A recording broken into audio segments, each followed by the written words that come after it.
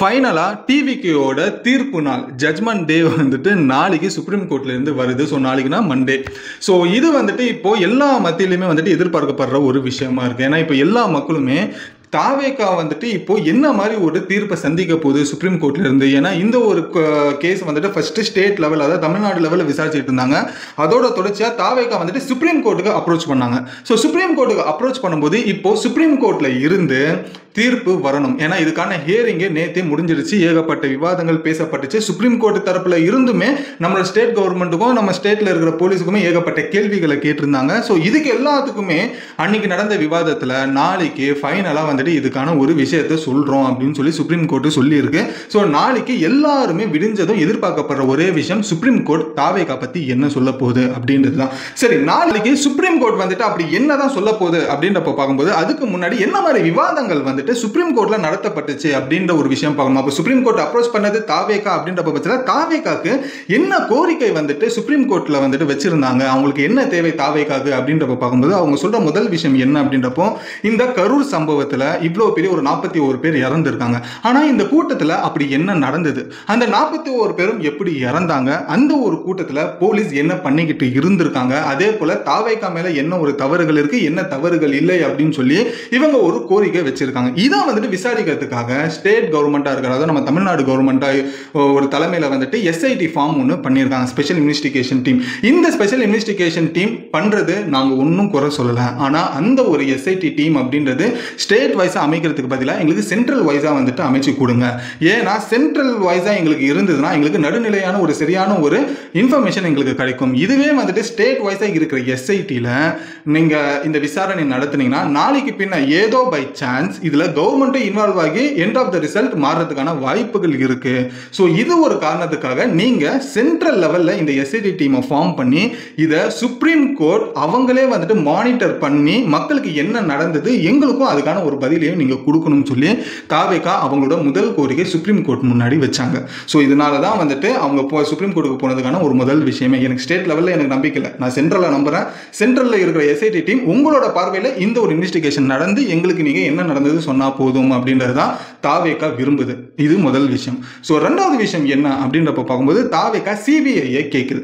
இந்த சிபிஐ வந்துட்டு தாவேகா மட்டும் கேட்கல, பாதிக்கப்பட்ட 41 குடும்பங்கள், 41 பேர் இறந்தாங்க இல்லையா, அவங்களோட குடும்பங்கள் எங்களுக்கு என்ன நடந்தது எங்களுக்கு உண்மை தெரியணும் அப்படின்ற பட்சத்தில் எங்களுக்கு சிபிஐ வேணும் அப்படின்றது கேட்டிருக்காங்க. ஸோ இந்த சிபிஐ அப்படின்ற ஒரு விஷயத்தை அப்ரோச் பண்ணியிருக்காங்க தாவேகா சுப்ரீம் கோர்ட்ல. ஸோ எங்களுக்கு சிபிஐயும் வேணும், இல்லைன்னா இந்த எஸ்ஐடி டீமை வந்துட்டு சென்ட்ரல் லெவலில் மானிட்டர் பண்ணி எங்களுக்கு சொல்லுங்க அப்படின்றது தான் தாவேகாவோட ஒரு முக்கிய ஒரு கோரிக்கையா இருக்கு. சரி, இது தாவேகா தரப்புல சுப்ரீம் கோர்ட்டுக்கு போயிட்டாங்க. இப்போ சுப்ரீம் கோர்ட் வந்துட்டு கவர்மெண்ட்டை பார்த்து சில கேள்விகள் கேட்டிருந்தாங்க. அது நான் போன வீடியோலேயே பேசியிருந்தேன், நேற்று வீடியோ நீங்க பார்த்தீங்கன்னா தெரியும். அதில் வந்துட்டு நம்மளோட கவர்மெண்ட் வந்துட்டு இப்போ சொல்ற பதில் என்ன இருக்கு அப்படின்றப்ப பார்க்கும்போது கோர்ட்டு நேற்று கேட்ட விஷயம் என்னன்னா, எப்படி 41 பேரை ஓவர் நைட்ல போஸ்ட்மார்ட்டம் பண்ணி அவங்க வீட்டில் ஒப்படைச்சிங்க, அந்த ஒரு கவர்மெண்ட் ஹாஸ்பிட்டல்ல எத்தனை ஸ்லாப் இருந்தது, அந்த ஒரு போஸ்ட்மார்ட்டத்தை பண்ண டாக்டர்ஸ் எத்தனை பேர் இருந்தாங்க, ஒரு போஸ்ட்மார்ட்டம் பண்ண 1 மணி நேரம் எடுத்தா கூட 41 பேருக்கு பண்ணணும்னா கிட்டத்தட்ட 24 மணி நேரம் தாண்டி போகுது. அப்படி இருக்கிற பட்சத்தில் எப்படி ஒரே நல்ல இது நடந்தது போஸ்ட்மார்ட்டம்ன்றது ஒரு கேள்வி கேட்டாங்க. ஸோ இதுக்கு வந்துட்டு இப்போ கவர்மெண்ட் சைட்ல இருந்து சொல்லப்படுற ஒரு விஷயம் என்ன அப்படின்றப்ப பார்க்கும்போது கரூர் சம்பவம் யாருமே எதிர்பார்க்காத ஒரு நடந்த ஒரு மிகப்பெரிய ஒரு துயர சம்பவம். அந்த இடத்துக்கு ஸ்பாட்டுக்கு வந்துட்டு கவர்மெண்ட் அபிஷியல்ஸும் ஏன் நம்மளோட ஸ்டாலின் ஐயாவுமே ஸ்பாட்ல போயிருக்காரு ஓவர் நைட்ல. ஸோ மக்களோட கோரிக்கை என்னங்க, தமிழ்நாடு கவர்மெண்ட் வந்துட்டு இந்த போஸ்ட்மார்ட்டம் ப்ரொசீஜரை ரொம்ப வேகத்தில் ரேபிட் வேகத்தில் முடிச்சு சம்பந்தப்பட்டவங்க கிட்ட அந்த ஒரு பாடியை கொடுங்க அப்படின்றதுமே சொன்னோம். அதே போல இந்த ஒரு கரூர் மக்கள் வந்துட்டு எங்களுக்கு என்ன நடந்ததுன்னு தெரியணும் அப்படின்னு ஒரு கோரிக்கை வச்சதுனால ஓவர் நைட்ல எஸ்ஐடி டீம் அமைச்சு இதுக்கான ஒரு இன்வெஸ்டிகேஷன் அடுத்த நாளே வந்துட்டு ஆரம்பிக்க சொல்லி எங்க சைட்ல இருந்து நாங்க ஒரு விஷயத்தை சொன்னோம். ஏன்னா மக்கள் கேட்கறாங்க. ஸோ இதனால மட்டும்தான் இது ஒரு ப்ரொவாக்கா வந்துட்டு எடுக்கப்பட்ட ஒரு முடிவு அப்படின்னு சொல்லி கவர்மெண்ட் தரப்புல இருந்து சொல்றாங்க. உதோ சிம்பிளா மக்கள் வந்துட்டு கிட்டத்தட்ட இந்த எங்களுக்கு என்ன நடக்கும்னு கேட்டாங்க. அதனால அடுத்த நாள் எஸ்ஐடி டீமை ஃபார்ம் பண்ணோம். அதே நேரத்தில் வந்துட்டு இந்த போஸ்ட்மார்ட்டம் ப்ரொசீஜர்ஸுமே வந்துட்டு ஓவர் நைட்ல நாங்க முடிச்சோம் அப்படின்றது மக்கள் கேட்டாங்கன்றது ஒரு காரணத்தை முன் வச்சு கவர்மெண்ட் இந்த ஒரு விஷயத்தை சுப்ரீம் கோர்ட்டுக்கு சொல்லியிருக்கு. ஸோ இந்த ஒரு விஷயமும் இப்போ சுப்ரீம் கோர்ட் கேட்டிருக்கு. அது கூட தாவேகா தரப்புல இருந்து இன்னொன்று ஒரு விஷயமும் வந்துட்டு உண்மை வெளிவந்திருக்கு. என்ன அப்படின்றப்ப பார்க்கும்போது விஜய் அண்ணா இந்த கரூர் சம்பவத்தில் இத்தனை பேர் இறந்தாங்க அப்படின்றப்போ தெரிஞ்சதுக்கு அப்புறமா அவர் வேகமா ஏர்போர்ட்லேருந்து ஃப்ளைட் பிடிச்சி சென்னைக்கு வந்தார். ஏன்னா அவர் ஸ்பாட்லேயே நிற்கல. அது மட்டும் இல்லாமல் விஜயனுக்கு அடுத்து இருக்கிற அரசியல்வாதிகள், 2ஆம் கட்ட அரசியல்வாதிகளும் யாருமே முக்கியமான நபர்களுமே அங்கே இல்லை. இதுக்கு வந்துட்டு நம்ம கடந்த ஒரு 10 நாளாக வந்துட்டு பிரச்சனைன்னு சொன்னோடனே ஓடிட்டார் அப்படின்ற ஒரு விஷயம் பற்றி ஏகப்பட்ட ஏகப்பட்ட ரூமர்ஸை பத்தி நம்ம பேசிட்டு இருந்தோம். பட் அதுக்கான ஒரு ஃபுல் ஸ்டாப் வந்துட்டு இப்ப தாவேகா தரப்புல இருந்து என்ன சொல்லப்படுதுன்னா, கரூர்ல இந்த ஒரு சம்பவம் நடக்குது அப்படின்ற தெரிஞ்சதுமே அங்க இருக்கிற போலீஸ்காரர்கள் வந்துட்டு விஜய் உடனடியாக கிளம்புங்க, நீங்க இருந்தீங்கன்னா இன்னும் இங்க பெரிய ஒரு பிரச்சனையாகும் சொன்னாங்க. ஸோ அதனால போலீஸ்க்கு கோஆபரேஷன் பண்றதுனால இந்த ஒரு விஷயத்தை எடுத்து விஜய் கிளம்ப வேண்டிய ஒரு சூழ்நிலையா மாறிச்சு. ஸோ ஃபைனலா போலீஸ் சொன்னதுனால தான் சரி அதுக்கு ஒத்துழைப்பு கொடுத்து நம்ம கிளம்பணுன்றதுக்காக தான் விஜய் அன்னைக்கு ஓவர் நைட்ல கிளம்பி சென்னைக்குமே வந்திருக்காரு அப்படின்ற ஒரு விஷயத்தை தாவேகா தரப்புல இருந்து சொல்லப்படுது. பட் இந்த ஒரு விஷயம் இது ஓப்பனா அடுத்த நாள் ஞாயிற்றுக்கிழமையே அவர் சொல்லியிருக்கலாம், ஒரு வீடியோ மூலியமாவோ இல்லைன்னா பிரஸ் மீட்டை வச்சோ, போலீஸ் தான் வந்துட்டு எங்க போக சொன்னாங்க, ஸோ அவங்களோட பேச கோஆபரேஷன் பண்றதுக்காக தான் நான் போனது சொல்லியிருக்கலாம்.